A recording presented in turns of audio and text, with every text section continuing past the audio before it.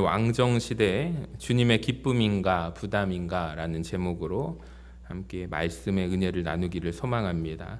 제가 2주 전에 에브라임 숲에서 벌어진 다윗과 압살롬 군대에 대한 전쟁에 대해서 살펴보았어요. 객관적인 전력으로 보면은 압살롬의 군대가 우세해 보였지만 하나님께서 다윗 공동체에게 승리를 허락하시게 하십니다. 지난 말씀을 통해서 5가지의 중요한 교훈을 나누었는데요. 첫 번째로 끝까지 그의 곁을 지킨 충성된 사람들이 있었다는 것입니다. 그러니까 세상이 흔들리고 사람들은 변할지라도 끝까지 주님의 공동체를 붙드는 성도들이 되어주시기를 주님의 이름으로 간절히 축원합니다. 두 번째로 이 공동체는 새로운 사람도 쓰임받는 공동체였다는 거죠. 대표적인 사람이 이방인 중에서 이때라는 사람인데, 이때와 같이 과거보다 현재의 믿음을 보고 사람을 세우는 공동체가 가장 건강한 공동체라고 말씀드렸습니다. 세 번째로 리더를 귀하게 여기는 공동체였음을 우리는 살펴보았죠. 다윗에게 이런 표현을 합니다. 왕은 이스라엘의 등불입니다 라고 말하면서 존중하고 세워진 리더를 존경하는 공동체가 하나님의 복을 누린다고 했습니다. 자, 네 번째로 방관자 없이 모두가 전쟁에 참여했어요. 그러니까 압살롬 군대의 특징이 뭐냐면 사람 숫자는 많았습니다. 그런데 그 안에서 열심히 하는 사람들도 있었지만 방관자들도 많았고요. 다윗의 군대를 보면은 모두가 한 마음으로 힘을 모아서 싸워서 하나님 나라를 세워갔다는 특징이 있습니다. 5번째로 가장 중요한 승리의 이유는 누가 도우셨기 때문이에요? 하나님께서 친히 도우셨기 때문입니다. 숲에서 에브라임 숲에서 죽은 자가 칼에 죽은 자보다 많았듯이 결국에 승리는 사람에게 있지 아니하고 하나님께 있습니다. 또한 우리는 압살롬을 통해서 보는 것이 그가 머리를 아름다운 상징으로 안 잘랐다는 것을 알 수 있습니다. 그가 자랑하고 귀하게 여겼던 머리카락으로 인해서 어디에 매달려 죽죠? 상수리 나무에 매달려 죽은 이 황당한 사건 압살롬을 보면서 우리 안에 교만과 허영심을 십자가 앞에서 우리가 끊어내야 한다라고 말씀을 드렸습니다. 그리고 왕의 명령을 지키려 했던 한 이름 없는 병사의 순종도 있었고, 그리고 사실을 그대로 전한 참된 메신저의 모습에 대해서도 살펴보았습니다. 무엇보다 내 아들 압살롬아 목놓아 부르던 울부짖던 다윗을 통해서 악인의 죽음조차 기뻐하지 않으시고 한 영혼을 향한 긍휼의 마음을 품고 계신 하나님 아버지의 마음을 우리가 함께 묵상했습니다. 자, 오늘 저는 그 전쟁에서 또 다른 주인공이 있거든요. 바로 군대 장관이었던 요압에 대해서 오늘 집중적으로 살펴보면서 우리 모습을 한번 바라보기를 원합니다.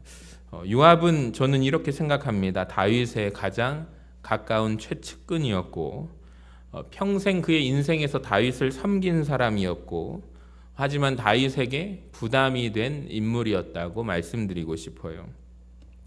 요압은 성경에서 보면 다윗의 가장 가까운 사람이었습니다.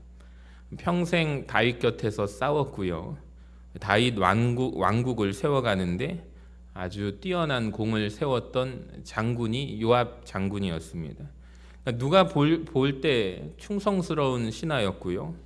누구보다도 앞장서서 일하는 사람이었습니다. 그런데 놀랍게도 성경을 아주 자세히 읽어보면 다윗의 입장에서, 다윗의 편에서 본다면 요압은 상당히 부담스러운 사람이었습니다. 특히 다윗의 마지막 유언을 한번 보기를 원하는데요. 저는 이 부분을 읽고서 충격에 빠졌었습니다.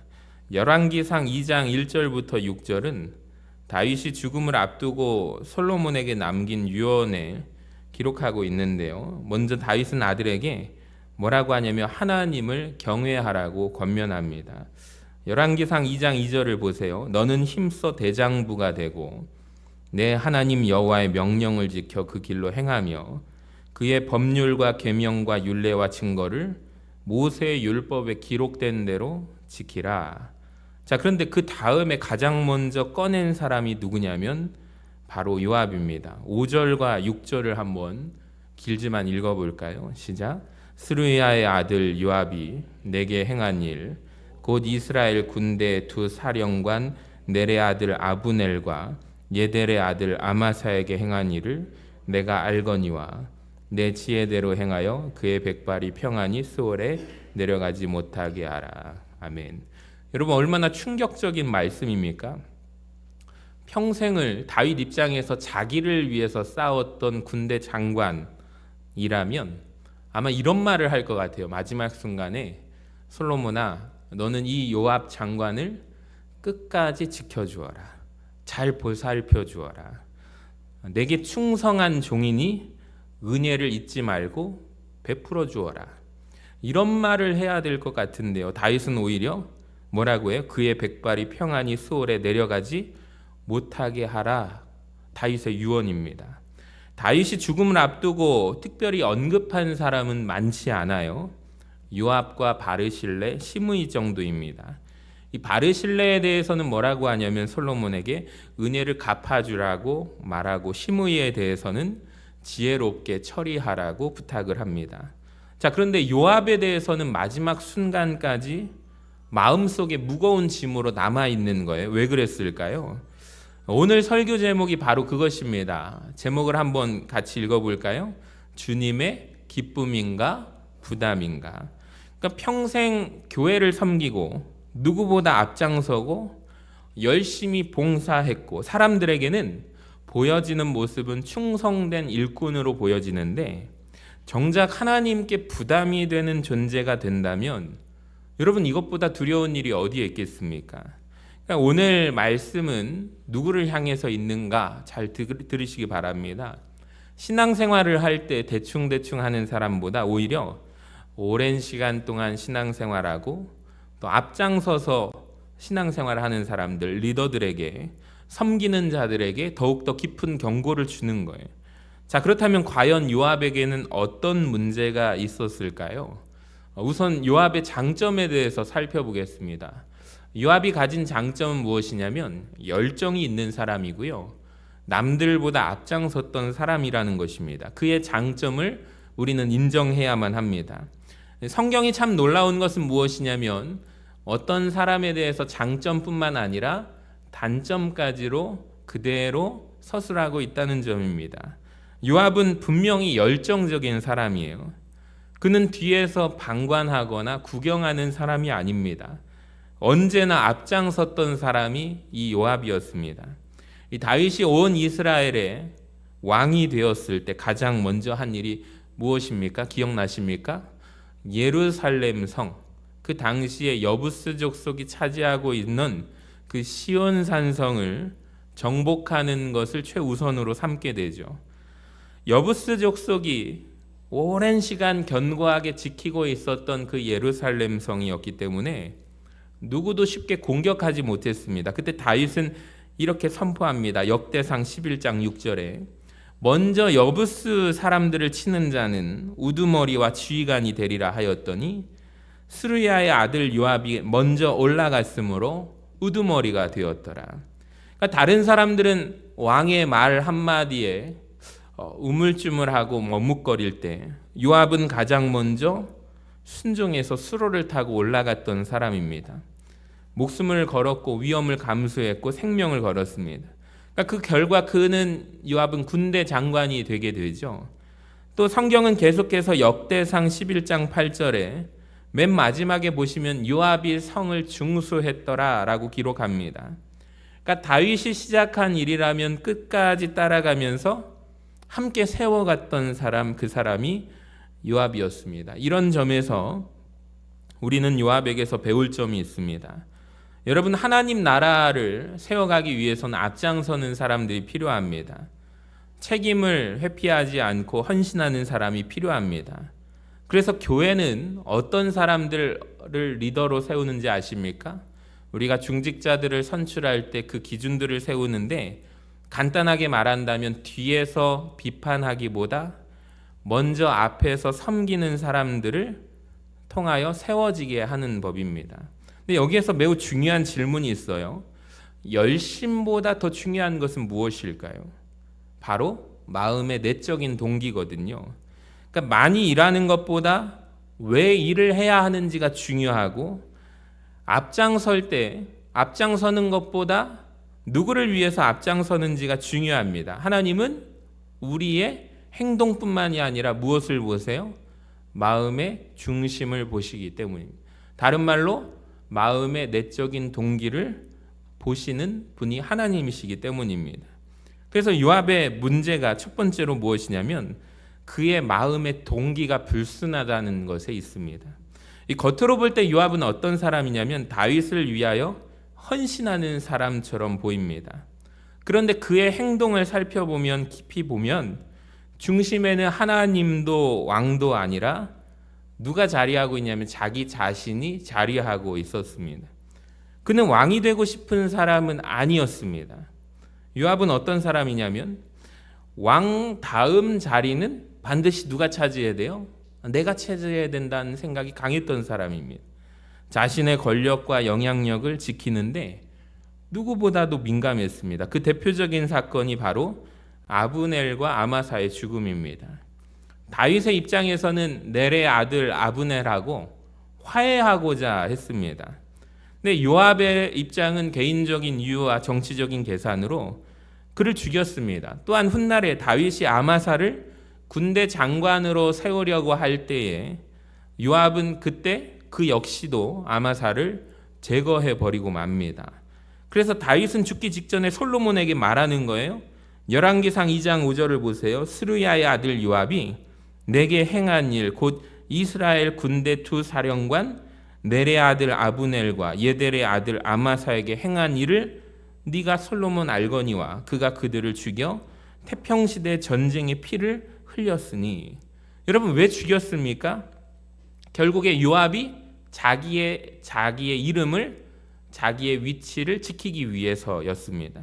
그러니까 겉으로는 왕을 위해서, 나라를 위해서, 왕국을 위하여 일한 것 같아 보이지만 속으로는 자기 이름과 자기 영향력, 자기 위치를 위한 일을 했다라는 것입니다. 이것이 요압의 가장 근본적인 문제입니다.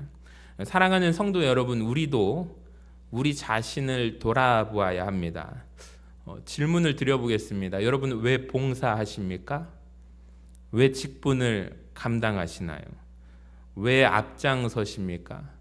그러니까 겉으로는 충성처럼 보였지만 중심에는 나 자신이 있던 사람이 요압이었습니다. 그래서 우리 교회 안에서도 드러나고 보여지는 분들, 성가대, 찬양단, 우리 모든 분들이 조심해야 할 것이, 예전에 우리 교회에서도 일어났던 일입니다. 아름답게 천사와 같은 찬양을 하고 내려가시잖아요. 물 마시러 내려가시잖아요. 예전에 그랬대요. 근데 이제 우리 한 성도가, 새신자가 우리 교회에 왔는데 참 천사 같은 목소리로 아름답게 찬양하시는 분이 내려가서는 다른 행동을 함으로 상처를 받았다는. 근데 그건 우리가 사실 우리는 연약하기 때문에 그럴 수가 있는데, 항상 우리가 조심해야 하는 것이 이게 보여지는, 드러나는 사람들뿐만 아니라 우리 모두가 동일하다는 것입니다. 우리 모든 신앙인들이 보이는 곳, 보이지 않는 곳에서의 언행의 일치가 이루어지기를 원하고, 때로는 침묵이 금이다라는 말을 기억하시기를 바랍니다. 그러니까 우리가 마음 중심에 나 자신이 아니라 하나님을 모시고 살아가는 사람으로 아름다운 모습으로 살아가시기를 바랍니다. 그래서 우리가 오늘 이 시간 하나님 앞에 정직하게 기도해야 할 것은 이거예요. 하나님, 제 중심의 열심에는 무엇이 있습니까? 제 헌신의 마음의 동기는 무엇인가요? 여러분, 이 질문 앞에서 겸손하게 자신을 살피는 사람이 은혜를 받게 됩니다. 저는 요압의 두 번째 문제가 무엇이라고 생각하냐면 왕의 명령에 대한 불순종이라고 생각합니다. 요압의 두 번째 문제는 왕의 명령에 대해서, 즉 다윗이 명령한 것을 무겁게 여기지 않고 가벼이 들었다는 것에 문제가 있었습니다. 요압은 아까 전에 말씀했죠. 그의 장점 중에 하나가 뭐예요? 앞에서 열심히 이끌어가고 나서는 것입니다. 열심히 있었습니다. 그런데 그 열심의 단점이 뭐냐면 순종하는 마음의 동기는 없다는 거예요. 그러니까 즉 요압 입장에서는 왕의 명령보다 자기가 판단하는 자기의 기준이 더 중요한 것입니다. 자기의 판단이 다윗의 명령보다 앞서는 거예요. 자기의 생각이 왕의 뜻보다 옳다고 여겼습니다. 압살롬과의 전쟁을 앞두고 다윗은 모든 장수와 군사들 앞에서 분명한 명령을 내렸습니다. 기억하실 것입니다. 우리 사무엘하 18장 5절을 보시면 같이 읽어볼까요? 나를 위하여 젊은 압살롬을 너그러이 대우하라. 지금 군대 병력을 장수 3명, 3부대를 만들어 놓고 출정하기 전에 이 반역자, 자기의 아들이기도 하지만 이 반란을 일으켰던 압살롬의 군대를 마주하면 압살롬을 제일 먼저 죽여라 명령한 것이 아니라 뭐라고 부탁을 해요? 좀 애매한 부탁을 합니다. 너희들의 마음은 알지만 그래도 나를 봐서라도 죽이지 않고 살려서 데리고 와달라. 이 부탁을 다윗이 간청하는 거예요. 나를 위하여 젊은 압살롬을 너그러이 대우하라. 머리끄댕이 잡고 오지 말고 아무리 잘못했다고 해도 그를 예의를 지켜서 왕자로 대접해서 생포할 수 있으면 다치지 않게 잡아올 수 있겠느냐라고 부탁을 하는 거예요. 자, 이 명령을 모든 사람이 들었습니다. 군대 장관 3사람만 들은 게 아니라 모든 군대가 출정하기 전에 다윗이 부탁했기 때문에 들은 거예요. 전쟁터에서 3부대가 열심히 싸우다가 상수리 나무에 머리가 걸린 압살롬을 가장 먼저 발견한 한 부대는 요압 부대였습니다. 그 한 병사가 왕의 명령을 기억하죠. 그때 요압이 죽이라고 얘기를 합니다. 유혹을 합니다. 그때 그 병사가 뭐라고 합니까? 왕의 말을 기억하고 이런 대답을 해요. 제게 은 1000개를 줄지라도 왕의 아들에게 저는 감히 손을 대지 않겠습니다. 왕의 명령을 기억했기 때문에, 왕의 명령을 무겁게 들었기 때문에 이 한 병사가, 이름 모를 병사가 자기의 소신껏 요압 앞에서 대답하는 장면입니다. 자, 그런데 요압은 다르죠. 사무엘하 18장 14절에 요압이 손에 작은 창 셋을 가지고 압살롬의 심장을 찌르니, 이 모습을 통해서 우리는 알 수가 있는 거예요. 아, 요압이라는 사람은 어떤 사람인가? 다윗 왕의 명령을 정면으로 거역하는 장면입니다. 그러니까 자기 생각에는 이 반역자 압살롬이 마땅히 죽어야 한다고 판단했기 때문입니다. 그러니까 자기 판단이 왕의 명령보다 우선한다고 여긴 거예요. 여러분, 여기에서 우리는 매우 중요한 영적인 원리를 배우게 됩니다. 그러니까 순종이라는 거에 대해서 우리가 함께 생각해 보고 싶은데, 내가 이해되는 것을 행하는 것이 아닙니다. 그러니까 순종은 이해되지 않아도 말씀 때문에 따르는 거거든요. 그러니까 내 생각과 일치하는 일을 하는 것은 동의일 수 있어도 진정한 순종이 아닙니다. 참된 순종은 내 생각은 다르지만 하나님이 말씀하셨기에 따르겠습니다 라고 고백하는 데에서 시작이 되는 거예요. 그러니까 사무엘은 사울에게 이런 말을 하죠. 순종이 제사보다 낫고 듣는 것이 순양의 기름보다 나으니. 중요하니까 같이 읽어볼까요? 시작. 순종이 제사보다 낫고 듣는 것이 순양의 기름보다 나으니. 여러분, 여기에서 이 말씀을 잘 묵상하시기 바랍니다. 요압이 이 말을 들었어야 돼요. 요압이라는 사람은 인생 가운데 많은 트로피, 업적을 남겼지만 그는 하나가 빠졌는데 순종하는 마음이 없었습니다. 오늘 우리도 마찬가지예요. 내 판단보다 과연 나는 하나님의 뜻을 우선시하면서 따라갈 수 있는 존재인가? 여러분, 이것이 우리에게 너무나도 필요하다라는 것입니다. 그것이 나를 쳐서 하나님 말씀에 복종하여 그 길을 따라가는 삶의 모습이 바로 순종하는 자의 모습이라는 거예요. 여러분, 이런 순종을 가진, 아름다운 모습을 가진 성도님 되시기를 주님의 이름으로 간절히 축원합니다. 자, 요압의 3번째 문제는 뭐냐면 불만과 불평을 조장하는 자였다라는 것입니다. 이 공동체 안에서 나라에서 그는 2인자 역할에 있습니다.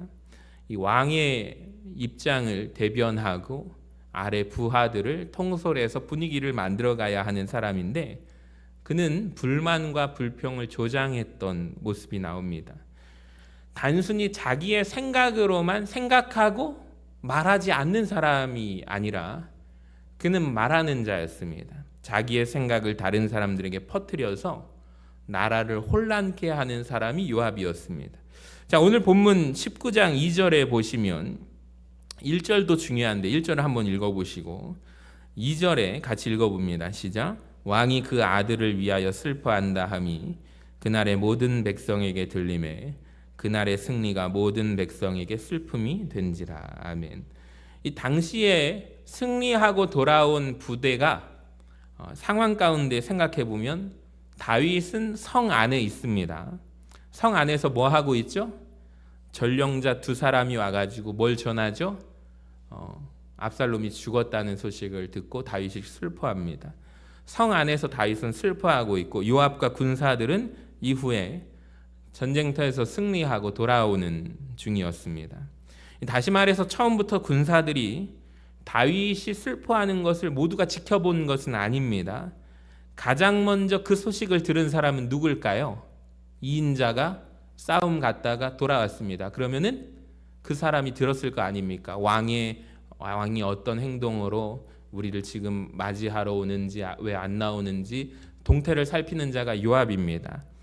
근데 문제는 그 다음이에요. 요압은 이 소식을 어떻게 전달하냐면 그는 백성들의 마음을 하나로 모아서 지금 다윗이 슬퍼하고 있는 이유에 대해서 이해하도록 이끌지 않았습니다. 오히려 지금 왕이 슬퍼하고 있는데 부정적으로 군중들이 해석하게 만들고 결국에 승리의 기쁨은 공동체 전체의 침울함으로 바꾸어 버렸습니다.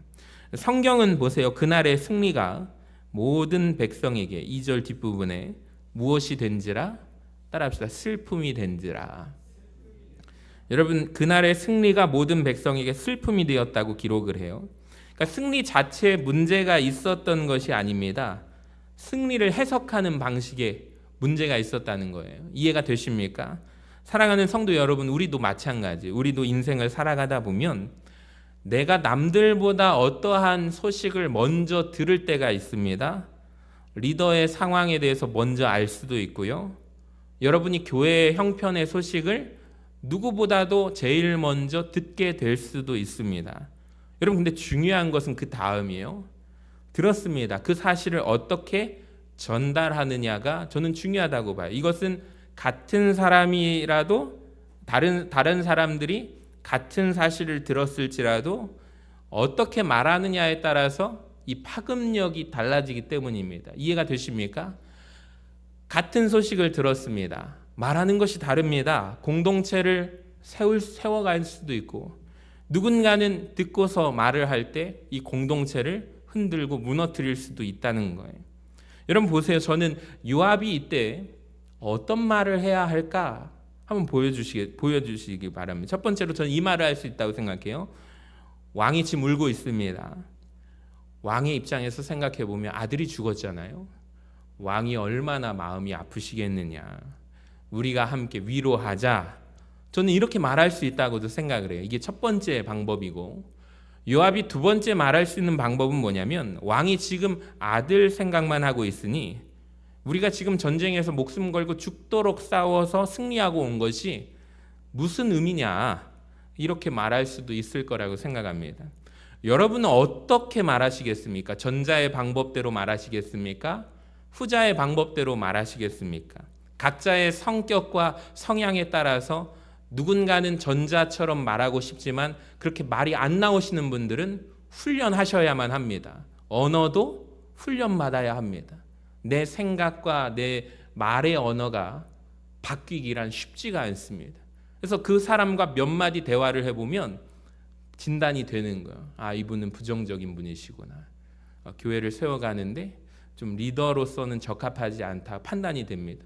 아, 이분은 어떤 일이 있어도 긍정적인 분이시구나. 앞으로 우리 교회를 세워갈 때 이런 분들을 리더로 배치하면 굉장한 좋은 선한 영향력이 나겠구나. 여러분, 이건 우리에게 당연한 이치 아닙니까?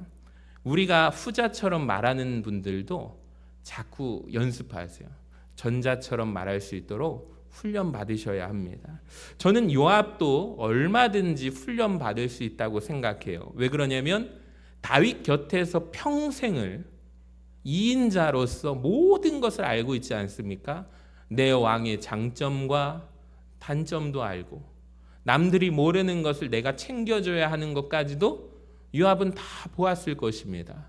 근데 요압이 어떻게 말하느냐에 따라서 이스라엘 나라 전체가 공동체가 흔들려 버립니다.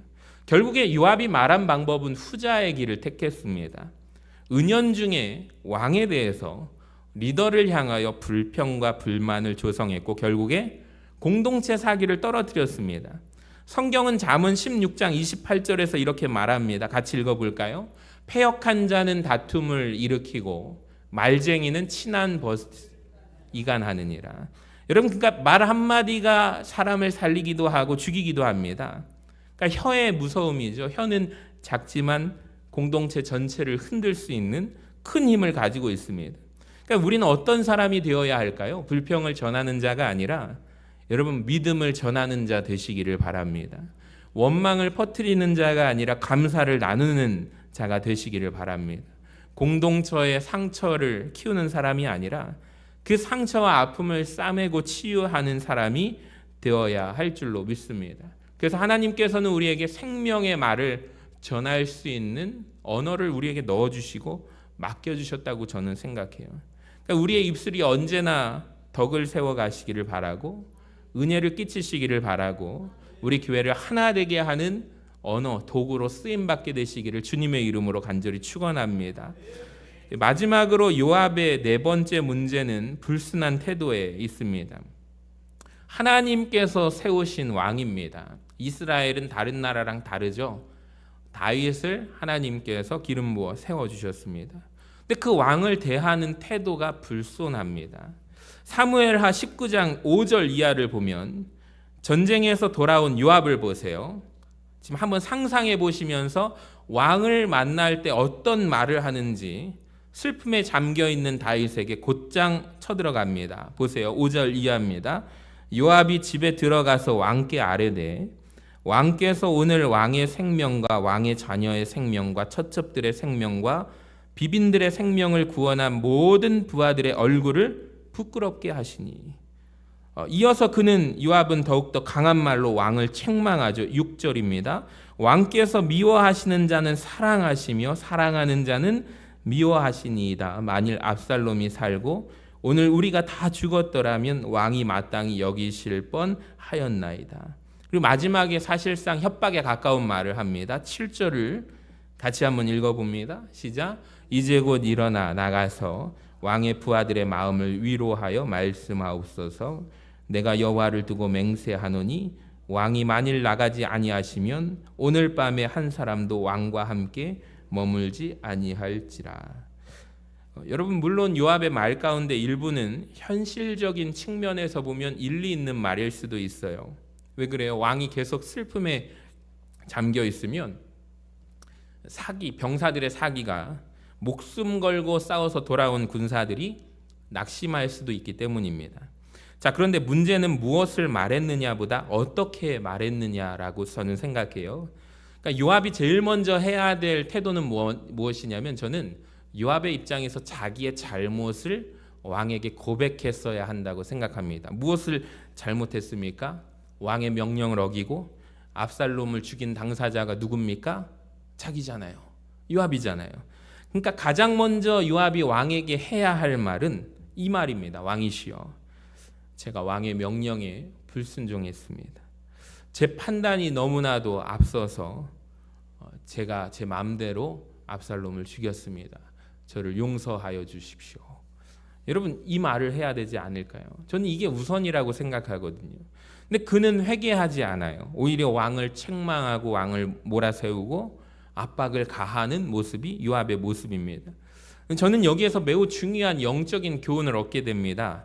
여러분 기억하세요. 옳은 말을 한다고 해서 항상 내가 옳은 사람이 되는 것은 아닙니다. 진리를 말하는 것도 중요하나 그 진리를 말할 때 내가 어떤 마음과 태도로 말하는가, 저는 이게 더 중요하다고 생각해요.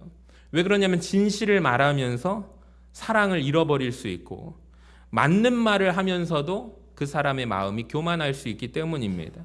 그래서 사도 바울은 이런 권면을 합니다. 에베소서 4장 15절 같이 읽어봐요. 오직 사랑 안에서 참된 것을 하여 범사에 그에게까지 잘할지라. 그러니까 진리를 말할 때 사랑 안에서 말하시기를 바랍니다.